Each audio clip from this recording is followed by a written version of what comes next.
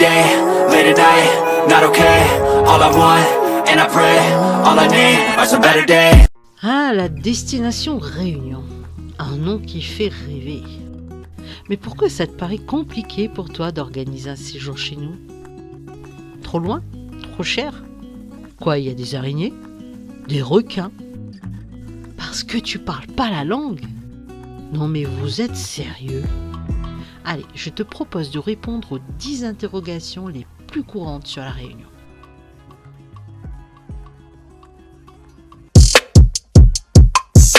Eh bien, la réponse est simple. Toute l'année. La Réunion se visite toute l'année. La saison sèche, de mai à novembre, va offrir un climat plutôt sec et ensoleillé, idéal pour les randonnées et la découverte de l'île. La saison humide de décembre à avril est plutôt chaude et pluvieuse, mais va offrir également de nombreux charmes avec ses paysages verdoyants et ses cascades. Sans compter que passer le 20 décembre, Noël ou le jour de l'an à La Réunion, c'est carrément le top.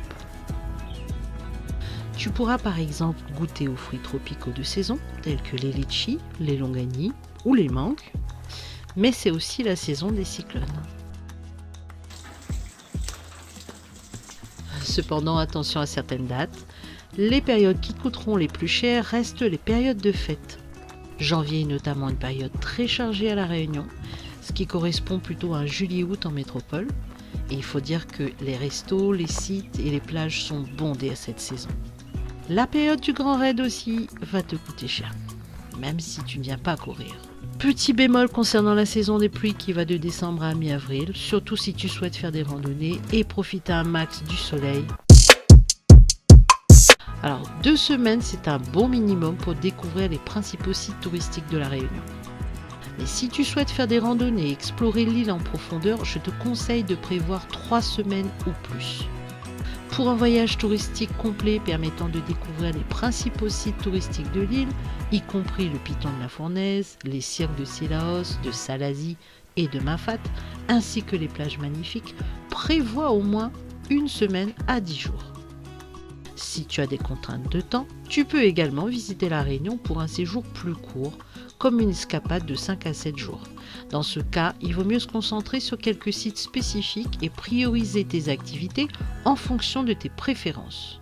Je sais qu'il existe des combinés Maurice-Réunion. Ils proposent d'allier activités et découvertes de l'île de La Réunion avec farniente et bien-être à Maurice. Ce qui est certain, c'est qu'on ne peut pas se dire « je ne vais pas rester trop longtemps à La Réunion parce que je ne suis pas bonne marcheuse ou bon marcheur ». Parce que non, il n'y a pas que des randonnées à faire à La Réunion.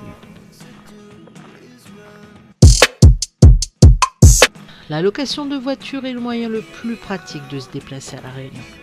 Mais si tu n'as pas le permis ou tu n'as pas envie de conduire, il y a également les transports en commun, comme les bus et les taxis.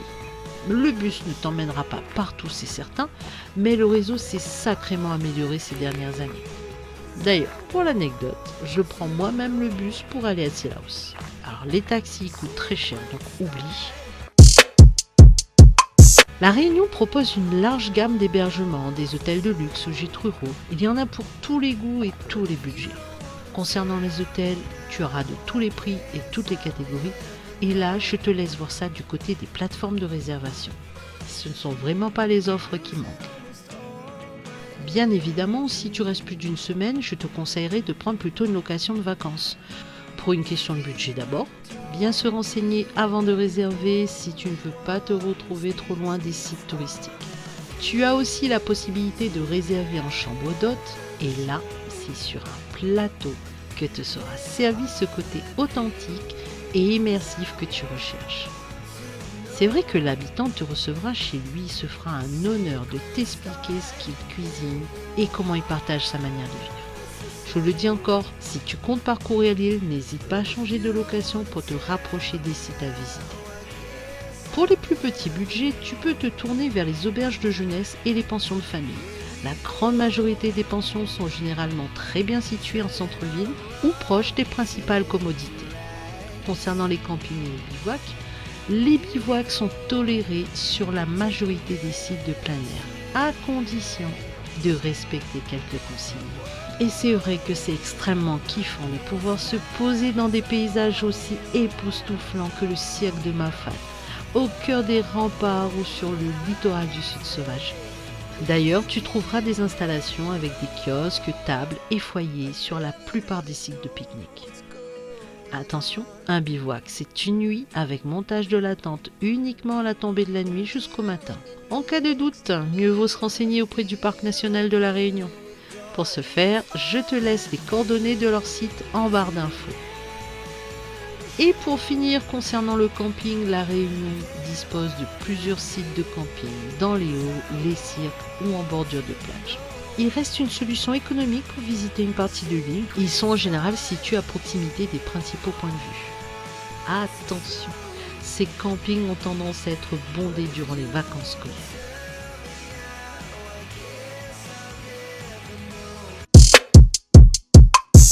Oh là, vaste sujet. L'île Intense est un véritable paradis pour les amateurs de sport outdoor. Des promenades tranquilles le long des sentiers côtiers au défi des sentiers escarpés menant au sommet des volcans, il y en a pour tous les niveaux. D'ailleurs, dans la barre d'infos, tu trouveras mon site préféré, Rando Python, qui t'indiquera toutes les randonnées faciles ou moins faciles de la Réunion. Tu pourras faire du vélo aussi sur les pistes cyclables aménagées ou les circuits de découverte. Tu pourras ainsi pédaler dans la plaine des Sables jusqu'au piton de la Fournaise, dévaler les sentiers littoraux ou la savane de Saint-Leu. Si tu aimes les randonnées à cheval, tu pourras tester aussi les plus beaux parcours forestiers de l'île. Tu pourras ainsi découvrir au plus près le Grand Étang, la forêt de l'étang salé, le piton Maïdo ou le Cap Laoussé au petit matin. Tu pourras apprécier la mer dans un kayak transparent pour admirer les poissons et les coraux, mais aussi sur les étangs pour explorer la faune et la flore d'une nature quasi sauvage à Saint-Paul. Le canyoning à La Réunion, c'est une occasion de se connecter avec la nature et de découvrir l'île sous un angle différent. Si tu aimes le snorkeling et la plongée sous-marine, alors tu pourras explorer les récifs coralliens préservés, nager aux côtés des tortues marines et découvrir la diversité des poissons tropicaux. La Réunion étant un haut lieu du parapente mondial, je ne peux que t'encourager à t'offrir un survol de ces paysages uniques au monde. Tu en garderas une expérience inoubliable. Bien évidemment, d'autres activités sont à découvrir, mais pas de ski. Ah, ça non. En revanche, si tu viens en famille, tu as le choix entre la plage, les sentiers marmailles, les parcs animaliers, les jardins botaniques ou les musées, mais nous aurons l'occasion d'en reparler lors d'une prochaine vidéo. Ça fait bien quelques minutes que tu regardes cette vidéo, non? Alors pourquoi ne pas t'abonner à ma chaîne, histoire de me soutenir? C'est encore mieux de liker. Et tu sais quoi? Mon kiff, ce serait que tu me donnes tes impressions dans les commentaires. Allez, un petit et on y retourne. Je te dirais une bonne valise, de la lecture ou de la musique pour supporter les 12 heures de vol.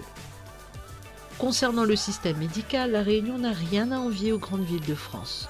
Le système de santé est de grande qualité. Nous sommes un département français et tu trouveras des médecins, des services de soins spécialisés et des pharmaciens un peu partout. Pas besoin de vaccination contre la fièvre jaune ou l'hépatite A, comme je le vois souvent sur les sites de voyage. Tu ne traverses pas l'Amazonie en canotte. Le budget pour un voyage à La Réunion va dépendre de la durée de ton séjour, du type d'hébergement que tu choisis, des activités que tu prévois de faire. Il va dépendre aussi du billet d'avion qui peut varier du simple au double en fonction des périodes. Mais ne t'inquiète pas, il est possible de voyager à La Réunion avec un budget modeste. Le budget alimentation va dépendre de tes habitudes de restauration. Si tu veux faire des économies, il vaudra mieux se calquer sur le modèle local, c'est-à-dire faire des courses, préférer une barquette snack du coin plutôt qu'un bon resto tous les soirs et de temps en temps s'offrir un resto sympa où tu pourras déguster de la bonne cuisine locale. Il faut pas se leurrer, certaines activités restent chères. Mais de là à casser son PEL pour des survols en hélico, des shootings photos ou des restos gastronomiques tous les soirs, les requins, ils ont toujours été là. Et comme disait ma grand-mère, la mer tape à nous. Donc, si tu veux te baigner en toute sécurité, tu choisis une plage où travaille monsieur. Tu surveilles les drapeaux, les panneaux et surtout, tu ne vas pas là, ni là. Et si personne ne se baigne, c'est que c'est pas bon. Question de bon sens. Quant à la pratique du surf, elle est aussi réglementée. Grâce au dispositif Vigirequin par exemple, nos surfeurs peuvent à nouveau glisser sur les vagues en toute sécurité. Et vraiment, c'est un spectacle magnifique. Je le répète, La Réunion est un département français. Donc pour les citoyens français, aucun visa n'est nécessaire pour se rendre à La Réunion. Il suffit d'une carte d'identité ou d'un passeport en cours de validité.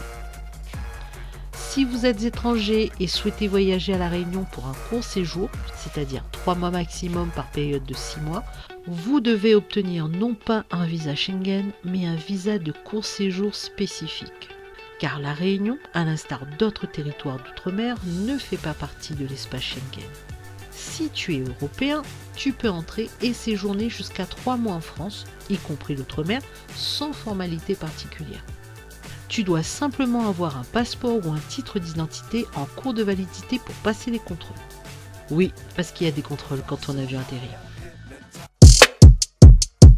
L'euro. Mais attention, si tu es ressortissant étranger, il n'y a qu'un bureau de change, il est à Saint-Denis.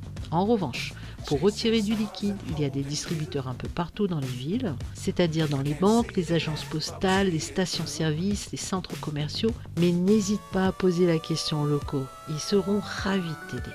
Merci infiniment d'avoir suivi cette vidéo sur La Réunion. J'espère que tu as trouvé des réponses à tes interrogations les plus courantes.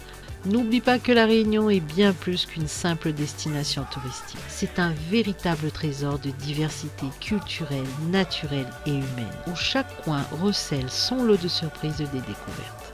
Si tu as d'autres questions ou si tu souhaites approfondir un sujet en particulier, n'hésite pas à me le faire savoir dans les commentaires juste en dessous. Je me ferai un plaisir de te donner mon point de vue de local. À bientôt pour de nouvelles aventures sur mon rocher. Nous on retrouve.